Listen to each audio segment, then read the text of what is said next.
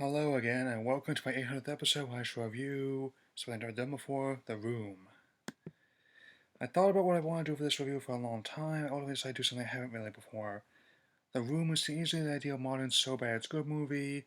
The story, the acting production aspect may be incredibly shoddy, nothing about the movie makes any sense, it wraps all the way around back to being fascinating in its badness. You don't want to look, yet you can't look away, so let's get started.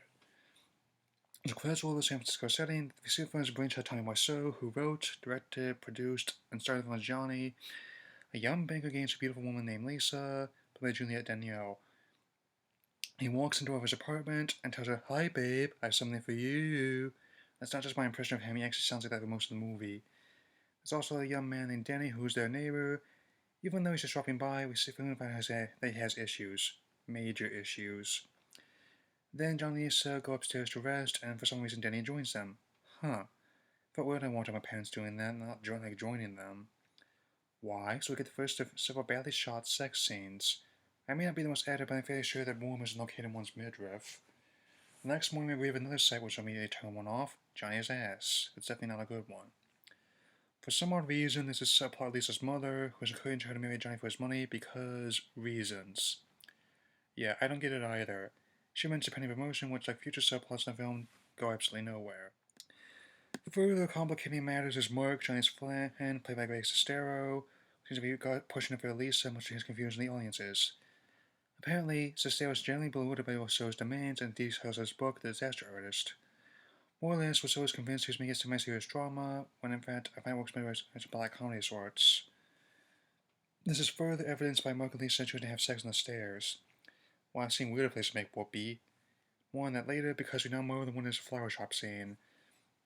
The Fallouts apparently doesn't know who Johnny is, but claims she's his favorite customer after he buys dozen roses. Personally think a man like Johnny would be pretty hard to miss, given how he looks like he wouldn't be out of place on Mos Eisley. We also get a brief scene where Denny has to kiss Lisa, but then says he's just kidding. Still, Denny, that's not something to say to your friend's fiance. It's not kosher. It seems he didn't get the promotion he was up for, which plains a sour to me at the moment. His words, they betrayed me, they didn't keep their promise, they tricked me and I don't care anymore. Lisa then decides to give Johnny a drink, which appears to consist of vodka and bourbon. Look, as someone who doesn't drink, even having a beer would be a bit much for me. And yet, even though he doesn't drink, he has more than one of these cocktails. Why does the scene play out like this? Completely recycled sex scene? It's so Lisa can lie to her mother that Johnny got drunk and hit her. As Tony Stark put it, not a great plan. Also, out of the blue, her mother says she has breast cancer at the end of the season I brought up again. Kinda big thing to gloss over. We do actually get a resolution between on those who decided to have sex there, named Michael and Michelle. First, however, is Danny being confronted for money owned to a guy named Chris R. He's apparently a drug dealer, and in a span of mere moments, he holds in at gunpoint what appears to be a BB gun, and Johnny and Mark gets caught in the jail. Then Lisa and her mother chase him for the drugs, and Johnny takes Danny home. The whole thing just played like a bad PSA. Again, the drug dealer's never mentioned after this scene, but we have conversion to plot number 4. Michael apparently has underwear cut by Lisa and her mother. She pulls it out, and she's showing everybody the underwears. I may not be a fan of that humor, but it's more ammo for how nonsensical and unintentionally funny this movie is. Even more when Johnny is strangely finding the fact that he and Michelle had sex in his apartment.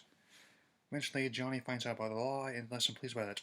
I did not hit her. It's not true. It's bullshit. I did not hit her. I did not. Oh, hi, Mark. Lo and behold, the man that made Torgo seem articulate by comparison. As Johnny talks with Danny and Mark, it becomes very clear that Wiseau's glass for English isn't the best, in either writing or speaking. He is, however, quite adamant about tossing y'all's pigskin around. Seriously, I see more football scenes in this movie than I have in the entire lifetime in place where people play it. The disrespect intended, but I idolize women more, like 7'9" more than cheerleaders for the 49ers. Also, for some reason, he shot the rooftop scenes against chroma key, despite the fact that San Francisco is one of the best things to shoot in location in any movie. As a representation itself, Sin City, it is not. Now the medic scene, which always seems to push me every time I watch it, for all the wrong reasons.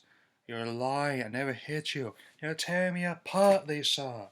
I was meant to salute the James Dean classic of Other Cars, became one of the most unintentionally hilarious scenes in any movie since Picard, and Worf tried to talk Data down to kill myself in the Star Wars Insurrection in Speeding Shuttlecrafts. We'll talk when I do my TNG movie marathon. Also, almost every conversation with Lisa Mother has some variation of I don't love Johnny anymore, I'd rather be a Merc, and cluttered voices to pull the whole thing. After a while, they start to blow together. Johnny and Mark then speak with their psychologist friend Peter, who apparently gets relationship advice for free in Johnny's apartment loft rather than his office. Haven't spoken with my shrink in a while, but I'm fairly certain my last appointment didn't go like this. Then, while high on pot, Mark just throws Peter off the roof before realizing what he's doing and apologizes. Huh. Usually when that happens, people I know eat a whole box of cheese and watch lots of Adventure Time. Then, for some reason, everyone decides to play football again in their wedding tuxedos. Then it cuts to them having coffee as Johnny's discussing a new bank client. He claims it's confidential, but then asks something even more abrupt. Anyway, how's your sex life? I can't even talk about this. Someone asked you that in a coffee house, what'd you say? After that, we get a repeat of our prior events, a game of football, another sex scene, and Mark once again being totally oblivious of Lisa. Then it's time for Johnny's birthday party and everyone's here. There's no way this can end badly. Lisa has everyone go out for her air as she once again tries to jump Mark's bones. Someone walks in and Johnny none the wiser says Lisa is pregnant. Of course, Lisa tells her guests she really isn't. To think people give Anakin Skywalker's force birth a hard time. Johnny finds out about what happened between he and Lisa and Mark. He of course loses and proclaims, "Everybody betrayed me. I'm fed up with this world." The ensuing meltdown is surprisingly nonchalant way he wrecks his apartment, calmly enjoying the rest of Lisa and shooting himself. Well, that's dark. Lisa's first reaction upon seeing Johnny's corpse is telling him to wake up. It's going to be tough as brain out all over the linens. Lisa asks, is he dead? Yes. I've examined this scene quite thoroughly. He's not only merely dead, he's really most sincerely dead. When Lisa tries to get together with Mark refuses. Lisa then just tells him to leave. It's a little soon, isn't it? Still mourning over his corpse. Even so, that's how the film ends. With Johnny dead, all his friends mourning him, his character status to Gary still firmly cemented. So that's The Room.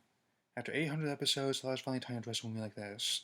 Despite being badly written, badly acted, and badly filmed on every possible level, I am one of many people that's astounded by the track that films perform every time Fast Slay. Much of the ironic enjoyment stems from the fact that Tommy Wiseau was totally clueless about what he was doing, and it shows. In fact, when people insinuate the film is a comedy, he actually agrees with them. For this reason, it's easily this generation's Planet of Outer Space. Even with the obvious faults in the rating and in direction, I'm honestly astounded by this movie. So if you ever want to see a movie that's obviously bad but surprisingly entertaining, this is your movie. 5 rating is 2.5 stars out of 4. There's been many more things to talk about in the course of this year. See you, Space Cowboy.